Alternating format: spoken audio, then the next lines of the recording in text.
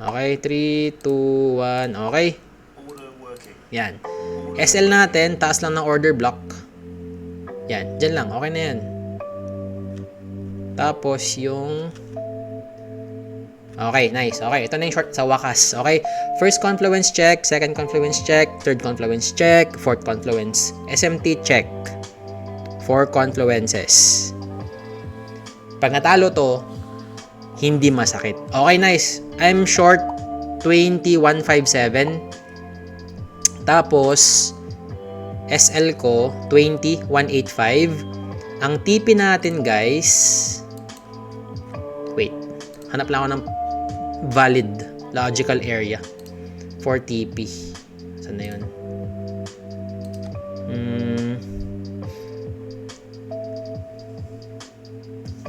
Paano kaya to? Wait lang. Last trade na to, guys. Last trade na to. Ayoko na mag second trade kasi malapit na. Ay, hindi. 11-11 pa lang pala. Pwede pa mag second trade yan kung sakali.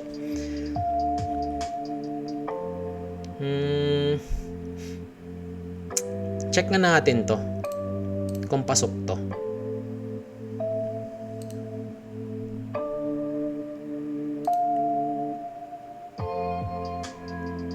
Okay, sige. 50% lang. 50% lang ng price leg na to, guys. Ito yung TP natin. Sobrang valid na neto. Okay. Meron na. Daming linya. Sorry. Tanggalin ko na lang yung ibang linya. Kasi meron naman na tayong short eh. Meron na tayong trade. Saan pa yung ibang linya dito? Yan. Okay. Okay. So, waiting na lang matapos yung trade. Tapos, kung ma-SL ako, hanap tayo ng second trade natin. Pwede pa. Pasok pa sa time kung sakali man.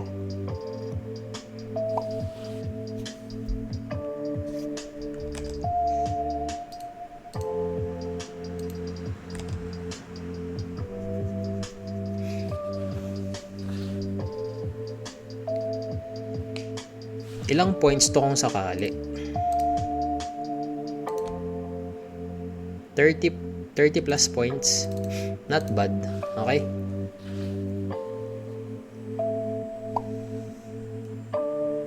Pinag-iisipan ko kung mag second trade pa ako or hindi na. Pinag-iisipan ko talaga. Hindi na pala, guys. Hindi na. Hindi na ako mag second trade. Hindi na. Trading plan ko kasi talaga 1 trade per day lang. 1 trade per day lang. Kasi kung ang target ko 1 win per day, dapat yung loss ko isa lang per day rin. Kasi napaka-unreasonable naman kung 1 win ka lang per day pero nakaka 2 loss ka per day, di ba? So parang mataas yung chance na bawing-bawi lahat ng wins mo kung magto 2 losses ka per day. Di ba? Valid? Valid. Okay, 1 trade lang to. Malakas to, kaya 1 trade lang ako. Okay na ako sa trade na to. Masaya na ako dito kahit ma-SL to. Kasi marami naman tayo na pondo eh. Win streak tayo 2 days. So, pag matalo today, okay lang. Bawi tayo bukas. Kung talo ulit bukas, break even. Possible break even. Bale, matagal pa naman yung 1 month. We have 28 days na ipasa tong account na to. Ay, 28 days, hindi minus 246, minus 246, minus 8. 22 days. 22 days pala na maipasa tong account na to. Okay.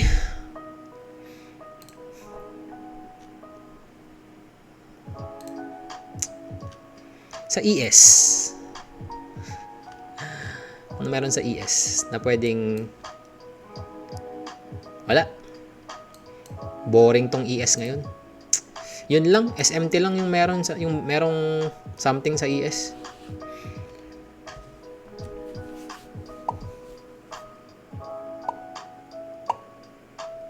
Pati sa funded account ko, 1 trade lang rin ako per day. Yung pinaka malinis talaga na setup. Yun na. Tapos, pag talo, out na. Pag panalo, out na.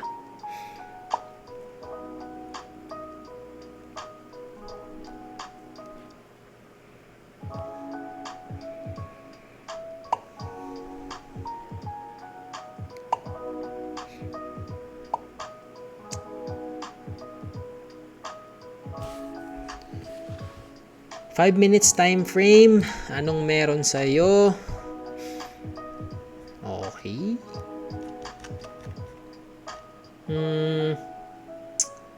Let's see.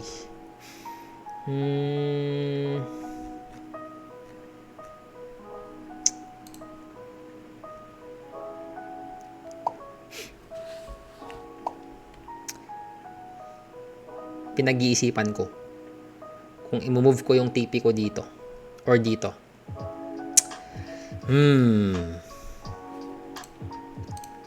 Ano kayang pwedeng pinaka-the best na gagawin dito? Ano pwedeng gawin dito?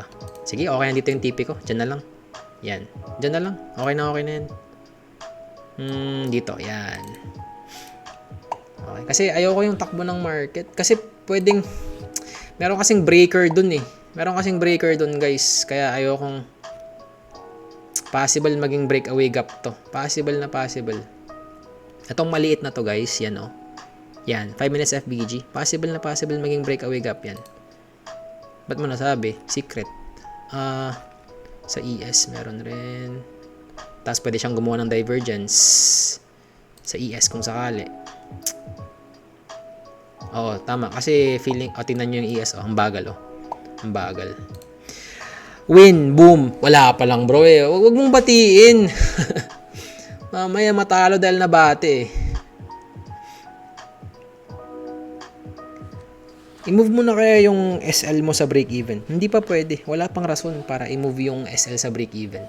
Pwede pang tumaas yan ng konti, tapos kukuha ng liquidity, tapos saka siya babagsak. Pwede mangyari yun. Body close, sell side. Body close, sell side. Okay.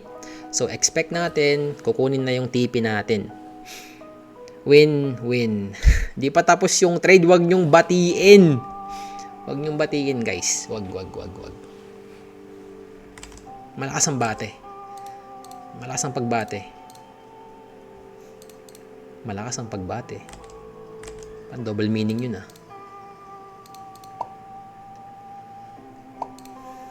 Nanyo, tumataas. Oh. Nabate kasi. 30 seconds time frame. 5 minutes time frame. Walang top wick tong 5 minutes, Wait lang, sa MNQ ba meron? Ay, meron. Maliit. Maliit nga lang.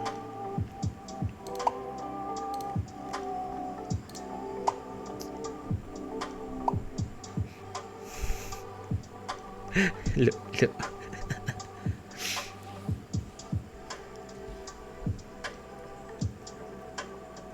Wala na.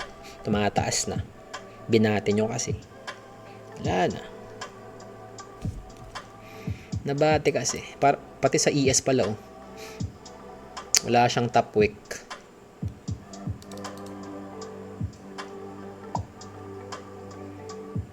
Na-trailing tayo, no? Oo, na-trailing tayo. Yun lang talaga yung problema sa Apex. Yung trailing niya na yan.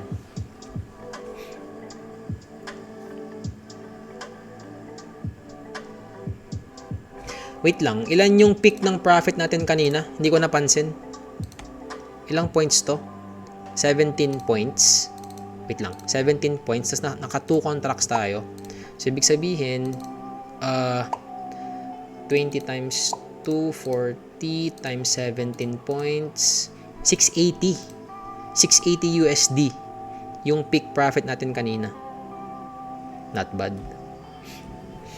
600 ata. Nasa 680 ganun.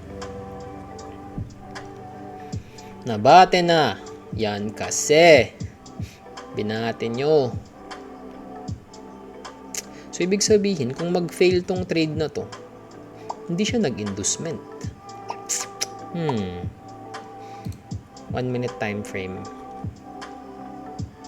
Uy. Discrepancies sa price delivery ng MNQ at saka NQ. Ayan, mas mataas yung kandilang to kaysa dito. Pero pag sa MNQ, mas mataas yung kandila na to kaysa dito. Sa MNQ, hindi siya swing point. Sa NQ, swing point siya. Grabe ka na. Ba't ganun? Dapat pare-pareho lang yan. Binati nyo kasi. Yan tuloy tumataas.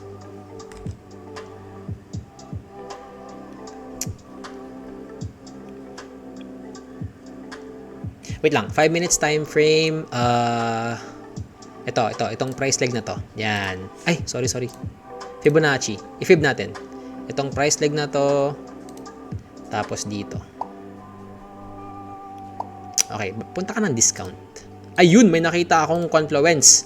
Yun, 75%. I-violate mo yung 75% ng wick na to. Yan. Pag na-violate yung 75% ng wick na to, babagsak yan, guys. Okay, sa ES rin. Okay, 75% ng wick na to, kailangan ma-violate. Pag na-violate yan, babagsak yan.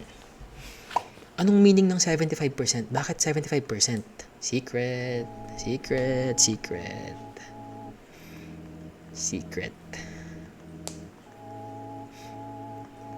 Binati.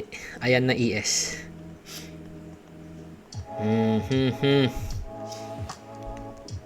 Come on. 75%. Dito banda. Gusto ko makita mag body close. Kahit hindi body close, basta malampasan niya tong tawag na ito. Itong low ng candle na to. Yan.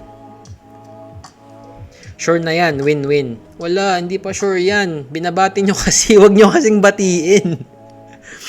Kanina pa binabati. Tamo tumataas na naman. Binabati kasi. Grabe na yan. Wala na, tumataas na naman. Okay, block ko na yata itong mga bumabati na to. Wala na. Mataas na naman. Wait lang. 1 minute time frame.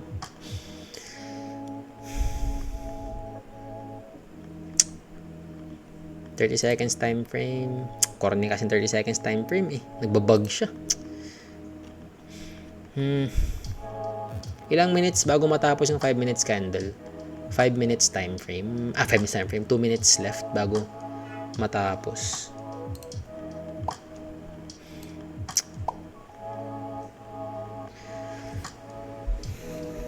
Problema sa Apex, ang trailing gusto niya scalping. Oo. Yun lang talaga. Actually, bro, pumupunta lagi ang price sa 10 points, so 20 points. So pag na 20 points yung trade mo, kunin mo na, out ka na agad. Para hindi ka mabiktima ng trailing. Okay na yun, 20 points, tapos 1 contract. Ilan yun? 800 USD, tama. Yun, not bad na rin yun, bro. 2 contracts. Tapos 20 points. 1.6. Not bad na rin yun. Quick scalp lang yun. Yun, na-violate niya yung 75% ng wick na to. Okay, expect nyong babagsak yung price dito. Sa swing point na to. Expect nyo lang naman.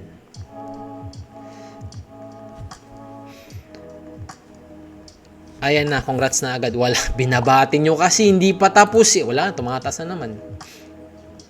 Wala na. Huwag nyo kasing batiin. Wala na. Tumataas na naman.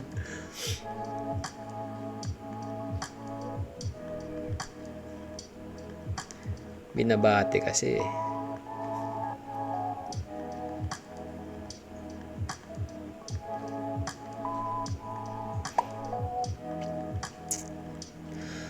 Bagal. Bagal ng price. Pupunta lang naman sa discount, ang bagal pa niya. Sobrang bagal. Okay, 1020 macro to 1030 macro. Dalawa lang yan. Mabilisang price movement papunta sa SL ko or mabilisang price movement papunta sa TP ko. Dapat mangyari siya between 11:20 to 11:30. Yun yung gusto kong makita.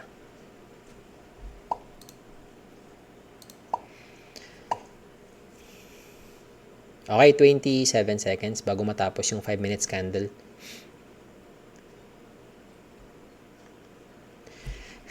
TP. Wala, binabati nyo eh. Binabati nyo kasi. Tagal.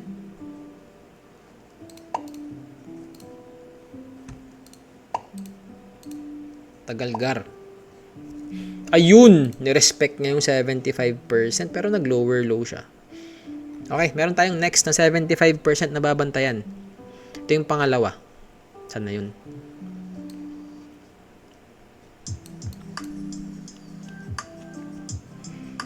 Yan. Yan yung 75% na next natin babantayan. Pag na-violate niya yung 75% na ito, babagsak yan. Yan. Kahit dito lang. Yan. Dyan lang sa low na yan. Pag nag-lower low yan dito, mataas yung chance ng babagsak yan. Wala pa ring top wick yung ES. Tapos, equal highs yung ES. Ayoko yung nakikita ko sa ES, guys. Ayoko. Equal highs sa ES. Ayoko. E di i-kill mo na yung trade pag ayaw mo nakikita sa ES. Meron kasi yung time na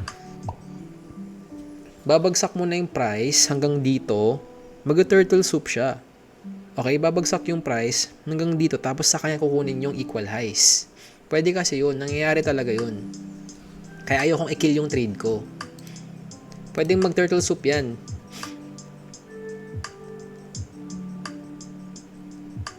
Pero ang smooth na ito. Kaya it's either kukunin niya na agad to. Hindi na siya mag-turtle soup. Dire-diretso na sa taas. Tapos mag-body close. Tapos babagsak.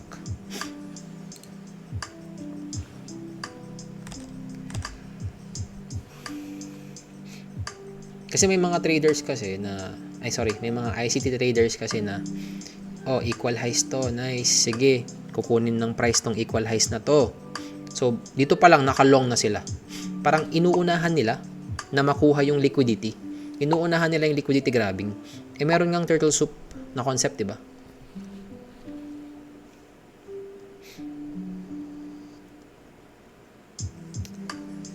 Okay, 3 minutes left. Failed uptrend. Depende.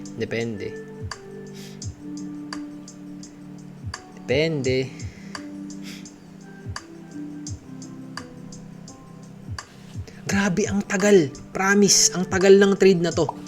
Ilang minutes na tayo? 5, 10, 15 minutes na tayo, guys. 15 minutes na trade na to. Hindi normal to. Pero, sabi nga natin, pag nagko-conso, ang susunod, expansion. So, pag expansion to, i-move natin yung TP natin dito. Joke lang, ayoko. Baka inducement kasi to. TP, tagal profit. Yes, sir. Yun yung ibig sabihin ng TP. Sige nga, ano ang SL? Sige nga, gawa mo nga yung SL. Baka yung SL mo sure lose. Sure lose. Ayan na, malapit na sa TP. Binabati na naman kasi ni Ronel. Ito yung sinasabi ko sa inyo, guys. Pwedeng mag-turtle soup to.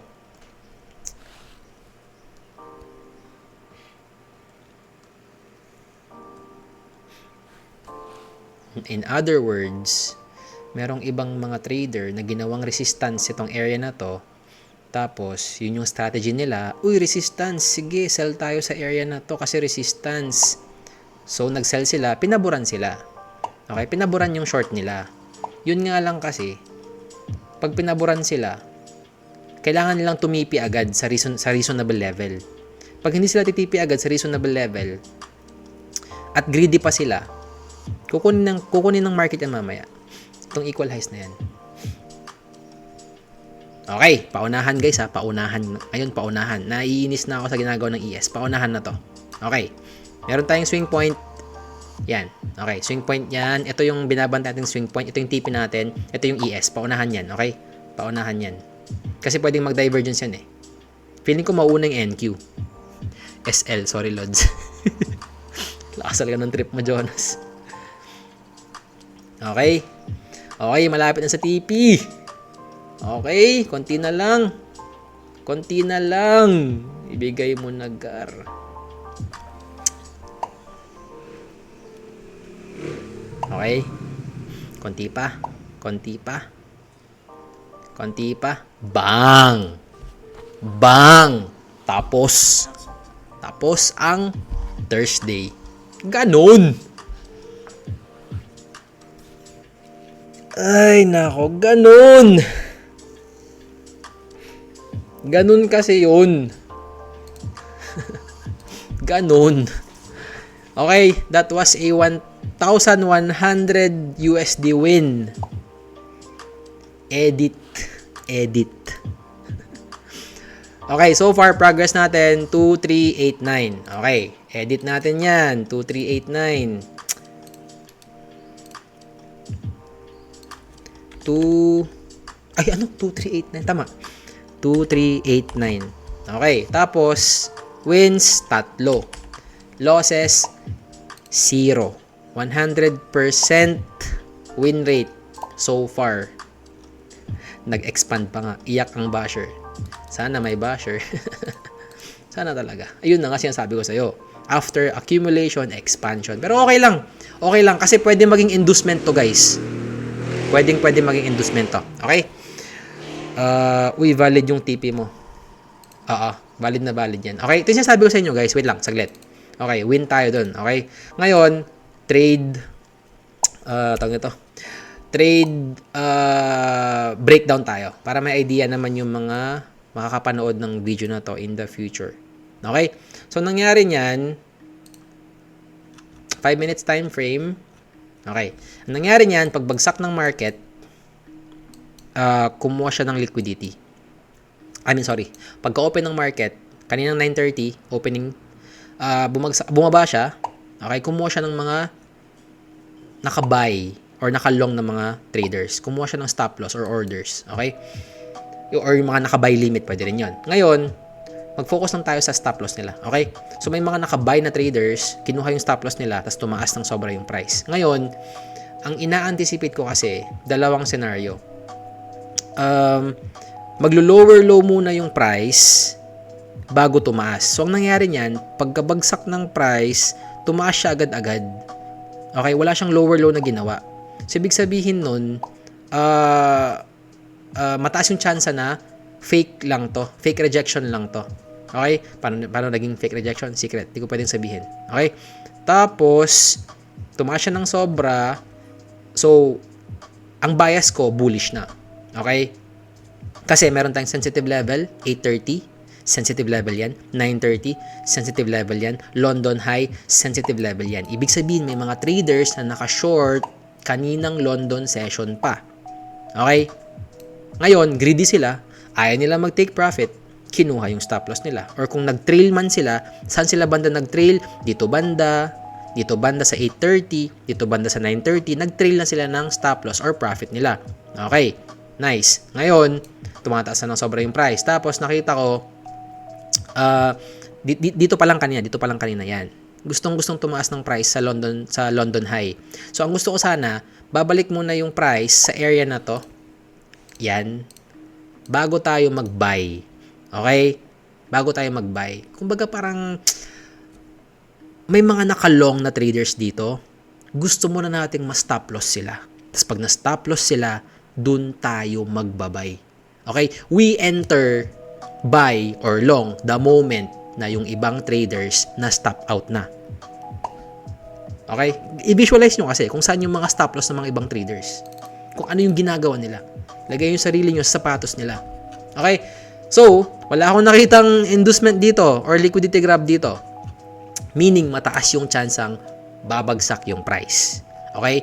Kung babagsak man yung price, pagkatapos niyang kunin yung London high, hanggang saan siya babagsak? Tatlong area yung binabalikan ko. Etong swing point na to. Etong OBFBG na to. Tapos yung ginawa niyang mga liquidity during silver bullet. Yan, lahat yan liquidity. May mga nakabuys dyan. Ano ba ang goal ng market? Hindi ka gagawing profitable. Yun yung goal ng market. Okay? So, nakahanap ako ng first confluence ko sa short. 5 minutes time frame. Okay? Dito banda. Yan. Dyan banda. Dyan banda. Sa area na to. Yan. Okay?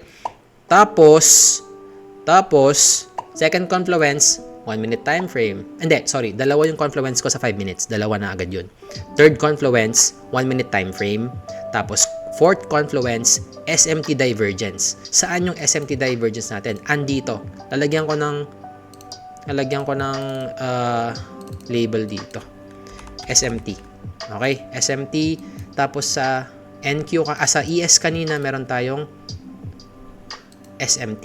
Okay? Ibig sabihin ng SMT, yung isa nag-higher high, yung isa nag-fail na mag-higher high. Okay? So, kailangan kong gawin to para maintindihan ng mga ibang traders. Yan. Okay. Ngayon, ito yung fourth confluence natin.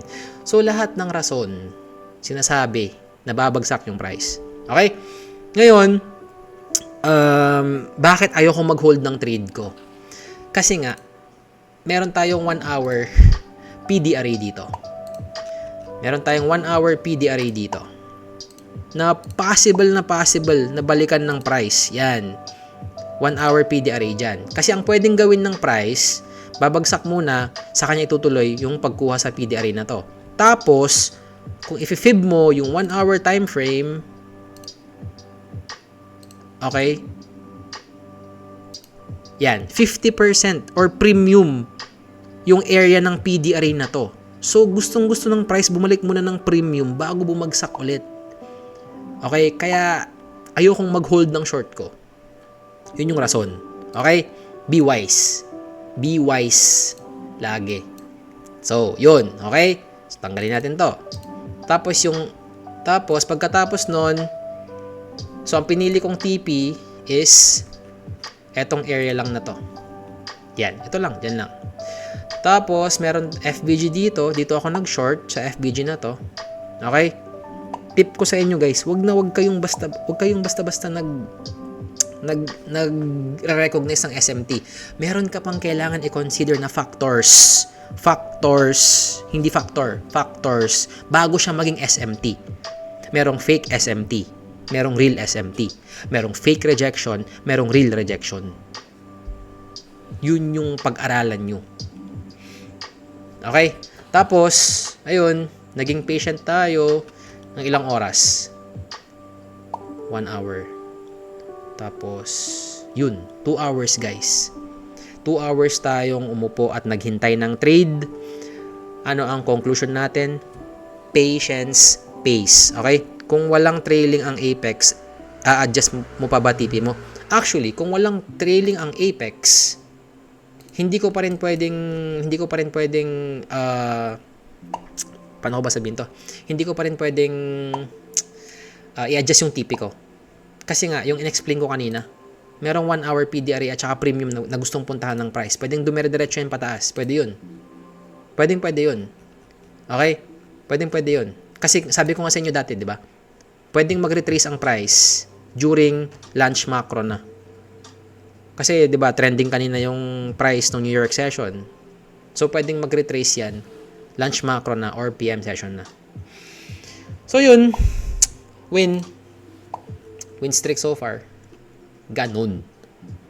Okay? Ganun magbasa ng price. Ganun magbasa ng market. Ganun mag-anticipate ng movement ng candlesticks. Tapos, meron tayong binabanggit kanina na 75% ng wick na yan.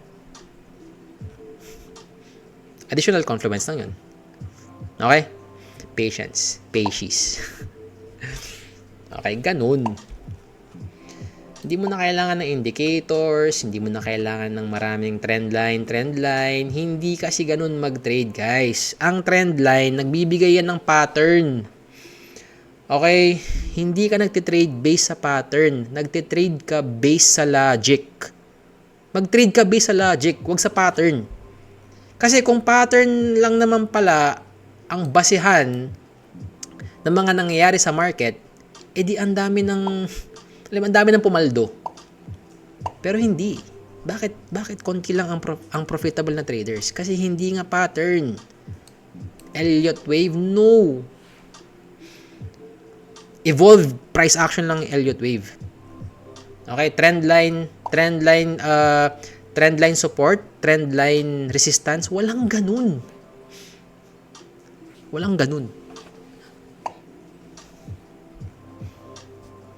It's all dumb money.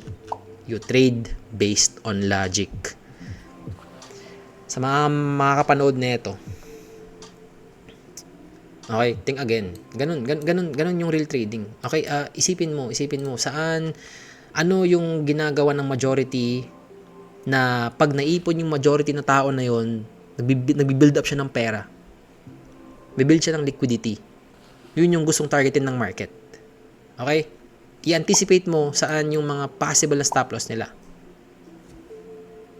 Okay, ganun mag-trade.